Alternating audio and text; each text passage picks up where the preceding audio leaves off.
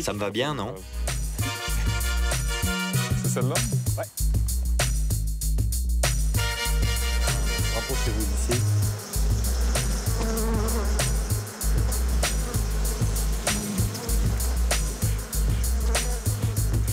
Non, mais ils aiment bien fumer.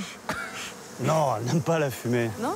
Eh non, parce qu'on simule un incendie, on simule le feu à l'intérieur de la ruche pour créer une diversion, pour que nous, on puisse travailler. Pour qu'on puisse travailler, elle pense à la colonie, aux abeilles, au nid, à la reine, à tout le monde. Et pendant ce temps, nous, on peut travailler.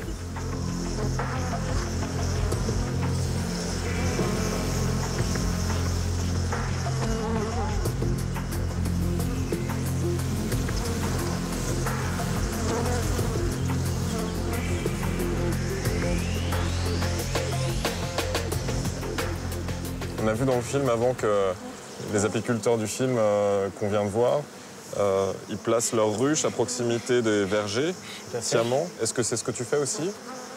Alors, tout ce qui est verger, tout ce qui est culture, j'ai tendance à éviter à cause des traitements que l'on peut trouver au printemps notamment, sur les fleurs, après sur les fruits. Donc, je préfère éviter à cause de tous ces produits chimiques qui peuvent être assez volatiles et qui peuvent déranger notamment l'abeille.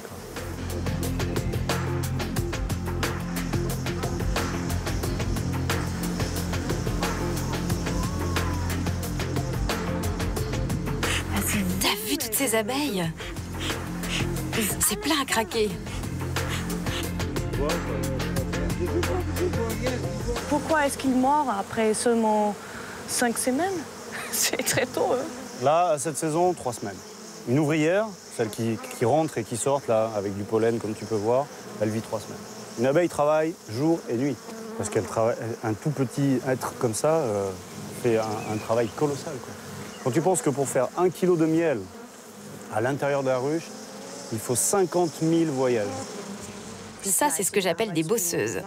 Pourtant, alors que leur durée de vie moyenne était de 38 jours en été et de 6 mois en hiver, on assiste, comme on l'a vu dans le reportage précédent, à la disparition soudaine et mystérieuse de colonies entières. Retour en Pennsylvanie, été 2008. Il y a encore 3 semaines, la ruche bourdonnait et débordait d'abeilles. À présent, ces 40 000 habitantes ont disparu. Que s'est-il passé?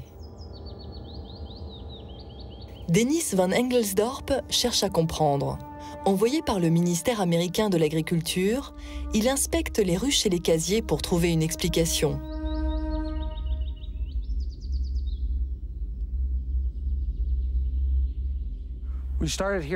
On a été alerté en novembre dernier. David Hackenberg avait expédié 3000 colonies en Floride. Et quand il est revenu les chercher 1 mois plus tard, 2000 d'entre elles étaient mortes.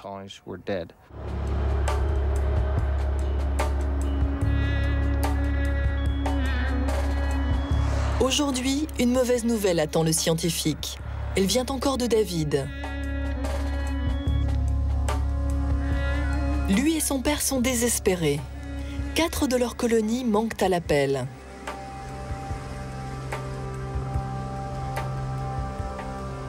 Dennis cerne immédiatement le problème.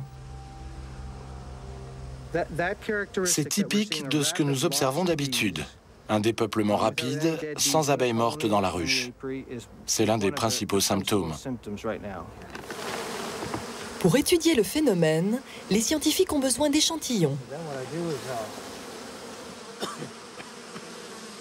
En Pennsylvanie, les Hackenberg ont installé 2000 colonies.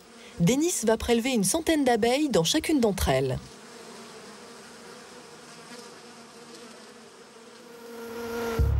Direction les vergers, le lieu de travail des abeilles. Les producteurs de pommes louent les ruches pour une durée d'1 à 2 semaines.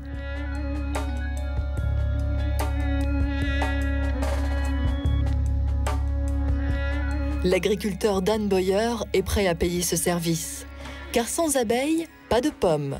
Ce sont les abeilles qui transportent le pollen de fleur en fleur et assurent la fécondation des arbres fruitiers. Si elles disparaissent, c'est tout un secteur économique qui est mis en péril.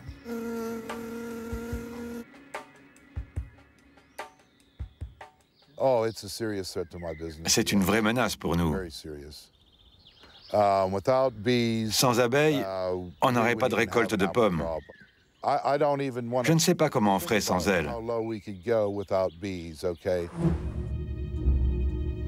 Les scientifiques de l'Université de Pennsylvanie analysent les échantillons de Dennis. Ils ont déjà un nom pour le mal mystérieux qui les frappe.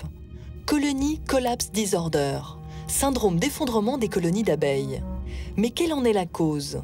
Les échantillons prélevés chez les Hackenberg fourniront-ils de nouveaux éléments? Le biologiste examine l'insecte au microscope.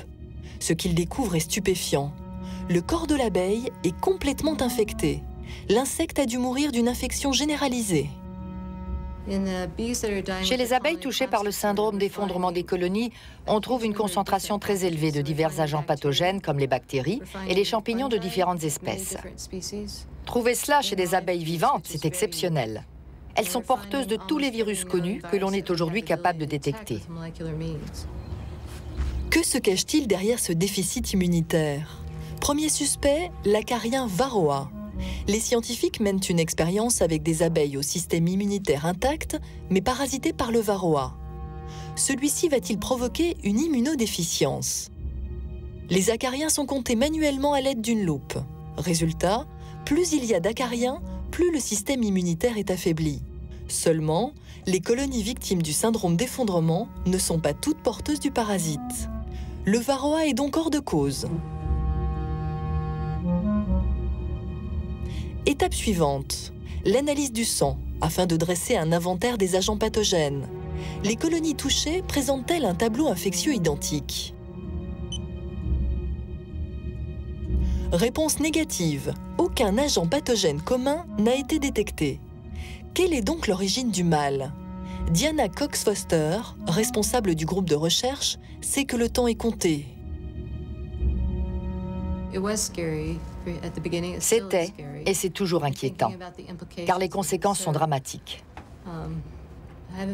Je ne dors plus aussi bien qu'avant. Il y a urgence à agir. Si la science ne trouve pas rapidement une solution, il y a fort à craindre que ce petit bourdonnement familier ne soit bientôt plus qu'un souvenir.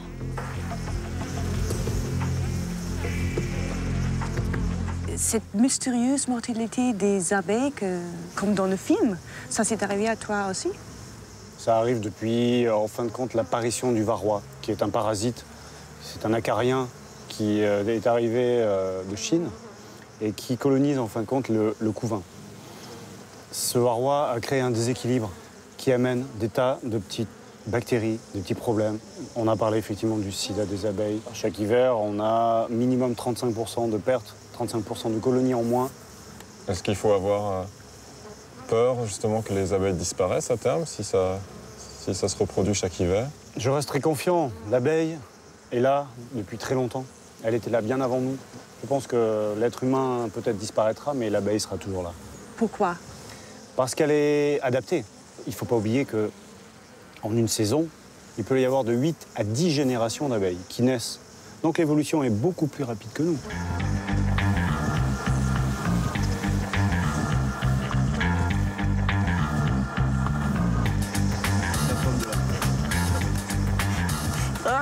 Qu'est-ce que l'abeille fait pour transformer le nectar qu'elle a récolté en miel? Il y a un échange de bouche en bouche et il y a une prédigestion de ce nectar parce que c'est le carburant de l'abeille, c'est du carbone. Et après, à l'intérieur de la ruche, il y a une évaporation, donc les abeilles ventilent avec leurs ailes. Et vu que la température de la ruche est reste constante à 38 degrés, elle crée ce courant d'air qui donc enlève l'humidité de ce nectar et cette concentration devient le miel. Le nectar est mélangé à de la salive d'abeille. Et qu'est-ce qui se passe? Comment est-ce que le miel arrive dans notre verre de miel? Ça, c'est du miel donc, qui est operculé par une cellule de cire. Ça veut dire que le miel est mûr. Il est complètement évaporé. Ce n'est plus du nectar. Ici.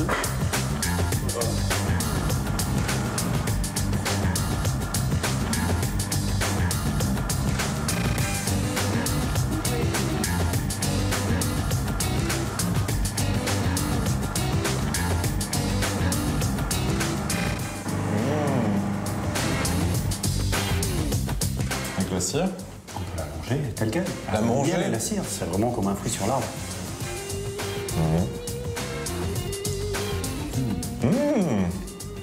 Qu'est-ce que tu fais là?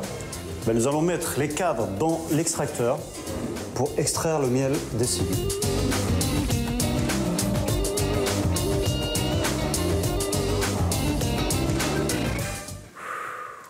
Ma première récolte de miel.